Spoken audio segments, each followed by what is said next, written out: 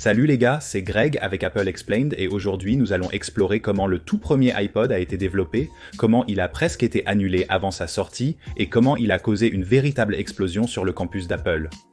Ce sujet a remporté le sondage de la semaine dernière et si vous n'avez pas eu l'occasion de voter, assurez-vous d'être abonné. Ainsi, les sondages s'afficheront dans votre fil d'actualité et vous pourrez m'indiquer quelle vidéo vous souhaitez voir par la suite. Apple s'est impliqué dans la musique numérique en 1999, mais avant d'aborder ce sujet, il est important de noter qu'Apple était une entreprise très différente à cette époque. Il venait d'éviter de peu la faillite et subissait une pression immense pour générer des revenus pour les actionnaires. Et leur plus grande source de revenus était le Mac. En réalité, ils ne produisaient que des ordinateurs Mac, sans aucune expérience dans la conception d'appareils portables tels que les lecteurs MP3. Donc, avec Apple dans cette position financière extrêmement stressante et serrée, vous ne vous attendriez probablement pas à ce qu'ils prennent un gros risque et parient essentiellement une partie de l'entreprise sur une nouvelle catégorie d'appareils, mais avec Steve Jobs à la barre, c'est exactement ce qu'ils ont fait. Et tout a commencé avec FireWire, la norme de bus série qui transférait des fichiers à des vitesses fulgurantes par rapport à d'autres normes de l'époque. Apple a réalisé qu'avec FireWire, les utilisateurs de Mac pouvaient transférer des vidéos tournées avec leur caméscope numérique et les éditer sur leurs ordinateurs. Steve Jobs a donc décidé que les prochains iMac seraient équipés de portes FireWire. Le concept était solide, mais il y avait un problème.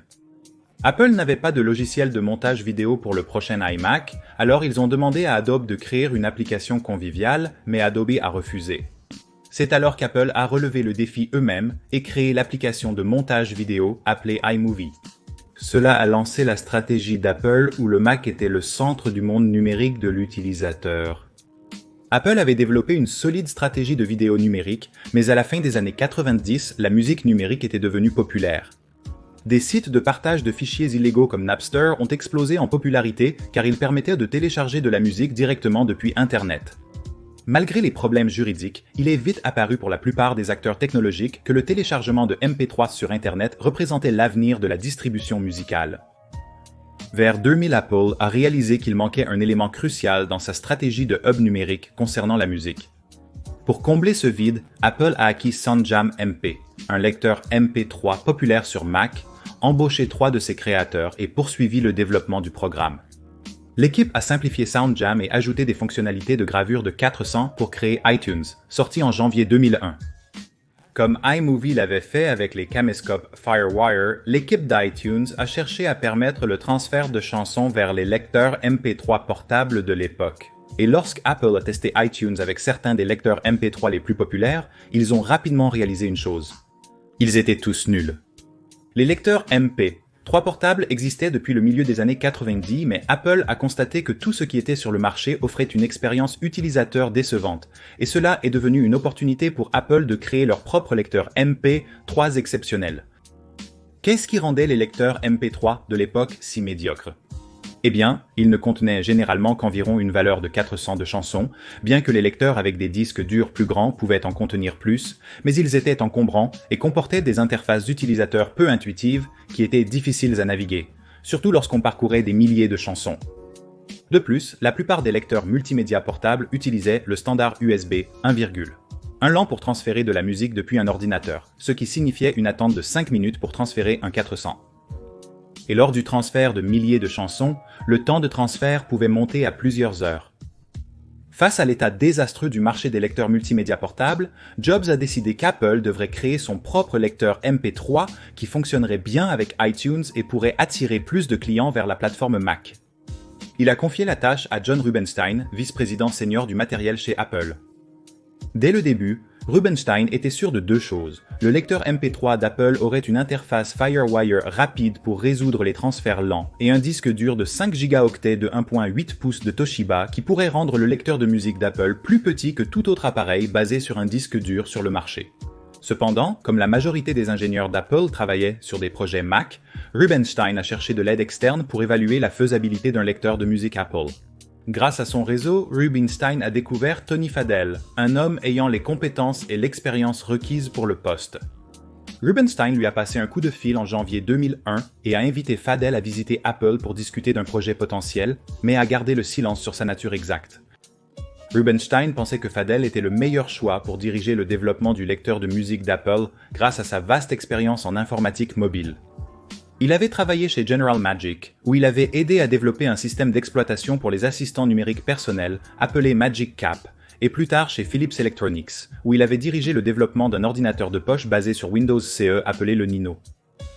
Chez Philips, Fidel avait vu le potentiel des lecteurs audio numériques grâce à une rencontre avec Audible, un vendeur de livres audio sur Internet qui voulait apporter sa bibliothèque audio au Nino. Il a exploré l'idée chez Philips, mais a trouvé très peu d'intérêt pour les idées parmi la direction. Après un court séjour chez Real Networks, Fidel a créé sa propre entreprise de musique numérique, Fuse Systems. Fuse a développé un jukebox numérique qui pouvait extraire des 4 cents sur un disque dur interne, mais l'entreprise a eu du mal à lever des fonds car l'extraction de musique à partir de 4 cents n'était pas un concept populaire à l'époque. Fidel avait reçu l'appel de Rubinstein quand Fuse manquait d'argent. Fidel a entamé des discussions initiales avec Apple en février 2001, pensant d'abord qu'Apple voulait construire un assistant numérique personnel. Apple a rapidement offert à Fidel un contrat de consultant en matériel de 6 semaines. Juste après la signature, Rubinstein a dévoilé les vraies intentions d'Apple. Dans une interview avec Macworld, Fidel a dit qu'Apple pensait pouvoir apporter un meilleur lecteur MP3 sur le marché. Ils lui ont demandé de faire des designs, d'évaluer les composants, les coûts et d'effectuer la recherche et la conception de base pour ce qui allait devenir l'iPod. Apple a associé Fidel à Stan Eng, un vétéran du marketing produit, pour l'aider à s'intégrer à la culture unique de l'entreprise. Pendant ces 6 semaines, Fidel a rencontré presque toutes ses connaissances de l'industrie des appareils portables, tout en gardant secret le plan du lecteur MP3. Il a étudié les produits des concurrents et a conclu à la nécessité d'un petit appareil ultra portable avec une grande capacité et une longue durée de vie de la batterie. Fadell a créé 3 prototypes pour un potentiel lecteur de musique Apple, chacun fabriqué à partir de panneaux de mousse avec des graphiques d'interface approximatifs et des poids en plomb pour simuler le poids final de l'appareil. Il a déclaré que tout était très brut. Je n'avais que 6 semaines et c'était vraiment moi qui faisais tout le travail. Lorsque son contrat a expiré à la mi-avril 2001, Fadell a présenté ses prototypes aux dirigeants d'Apple, y compris Steve Jobs, lors d'une réunion très importante. Fadell a volontairement offert ses 2 maquettes les moins prometteuses à Jobs en premier. L'une d'elles aurait utilisé la mémoire flash, l'autre avec le stockage amovible, et a caché la 3e sous un bol en bambou décoratif que Jobs gardait sur la table de la salle de conférence. Fidel avait prédit que Jobs préférerait la 3e maquette. Lors de la même réunion, Phil Schiller, vice-président senior d'Apple chargé du marketing produit mondial, a présenté des maquettes d'un lecteur avec la molette de défilement. Schiller a personnellement envisagé cette idée pour résoudre un problème d'interface important de l'époque.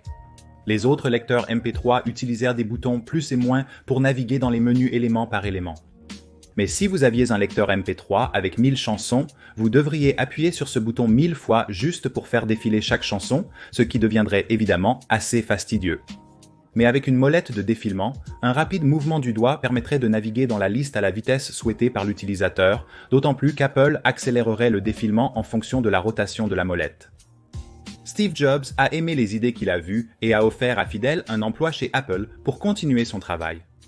Après une période d'incertitude, Fidel a rejoint Apple à plein temps en avril 2001. Le projet iPod, alors nommé en code P68, avait officiellement commencé. Avec le projet de musique portable d'Apple officiellement en marche, Fidel a décidé que l'iPod serait lancé pendant la saison des achats de Noël 2001, ce qui ne lui laissait que 6 mois pour former une équipe, développer un produit, le faire fabriquer et le mettre sur le marché. Et comme je l'ai dit précédemment, 2001 était une période difficile pour l'entreprise car Apple arrivait tout juste à équilibrer ses finances. L'entreprise se concentrait principalement sur les Macintosh, ayant peu de ressources pour d'autres projets. Fidel savait qu'il devait terminer l'iPod rapidement pour que Apple ne ferme pas le projet et il devait justifier son existence en tant que drain financier sur l'entreprise. Pour développer l'iPod, Fidel a recruté des ingénieurs de sa startup Fuse et des vétérans de General Magic et Philips. Apple a installé l'équipe de Fidel dans l'un des bâtiments les plus vétustes de son campus. En fait, le bâtiment était tellement délabré qu'Apple a dû expulser l'équipe de l'iPod après quelques projets pour le rénover de manière substantielle. L'espace de travail en cubicle ouvert de l'équipe de l'iPod offrait une ambiance animée et divertissante. Fadell raconte comment les membres de l'équipe ont tenté d'écrire leurs initiales dans du béton frais à l'extérieur du bâtiment et comment l'un des ingénieurs a accidentellement enfoncé un tournevis dans une batterie au lithium polymère. elle a explosé, provoquant un incendie qui a déclenché une enquête interne façon Federal Bureau of Investigation, avec l'étroite collaboration du service juridique d'Apple. Avec l'approche de la date de lancement, l'équipe de Fadell n'avait pas le temps de développer tous les composants de l'iPod en interne. Alors que l'alimentation et la conception de l'affichage tiraient une partie de l'expertise d'Apple, le cœur de l'iPod, une puce spécialisée pour la lecture de MP3, provenait d'une entreprise de San Jose appelée Portal Player, et une entreprise appelée Fostex fabriquerait les écouteurs conçus par Apple inclus. Fidel a dit que les écouteurs étaient un choix évident car ils sont plus portables, plus difficiles à casser et ne dérangent pas vos cheveux comme le font les casques traditionnels. Entre-temps, Jeff Robin, le programmeur responsable d'iTunes, a débuté le développement du logiciel de l'iPod. Avec peu de temps pour déboguer un système d'exploitation personnalisé pour le chipset MP3 de Portal Player, Robin a sollicité l'aide de Pixo, une entreprise de Cupertino qui a fourni le système d'exploitation de base de l'iPod.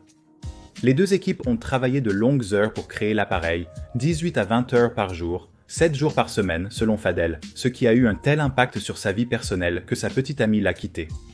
Après de nombreux prototypes, l'équipe de Jonathan Ives a choisi un design simple. Une boîte de la taille d'un paquet de cartes avec un devant en polycarbonate blanc inséré dans un boîtier en acier inoxydable à finition miroir. Deux éléments dominaient la face de l'iPod, un simple affichage rectangulaire et la désormais emblématique molette de défilement qui bougeait physiquement lorsque vous la faisiez tourner. Ives avait prévu que le boîtier étonnamment neutre en blanc et en acier inoxydable de l'iPod le distinguerait d'un monde de gadgets numériques portables noirs et gris foncé. L'iPod n'aurait pas de porte de batterie amovible, pas de bouton marche ou arrêt, et pas de vis. Apple scellerait la technologie interne de l'iPod loin des mains curieuses de l'utilisateur, transmettant silencieusement un message simple. Ça fonctionne tout simplement? L'iPod a apporté de nombreuses nouveautés pour Apple. Apple, une entreprise habituée à vendre des ordinateurs, n'était pas certain de la manière de vendre un gadget musical grand public qui serait destiné à un public différent de celui du Mac. Même l'étiquette sur la boîte de l'iPod exigeait une attention méticuleuse de la part d'Apple. En tant que produit audio grand public, l'iPod devait respecter des réglementations commerciales différentes du Mac concernant les étiquettes d'avertissement. Pour aider à ces tâches, Apple a fait appel à des experts externes qui aideraient à élaborer la première campagne marketing de l'iPod. Vinny Chico, un rédacteur publicitaire indépendant et l'un des experts, a donné son nom à l'iPod. En réponse à la stratégie du hub numérique de Steve Jobs, Chico a imaginé un vaisseau spatial comme étant le hub ultime d'où un petit vaisseau, un pod, pourrait aller et venir. Un peu comme le pod dans Star Trek. De plus, le nom iPod n'était pas descriptif de la fonction du lecteur, permettant à ses capacités d'évoluer sans changer de nom. Steve Jobs l'a aimé, et le nom est resté.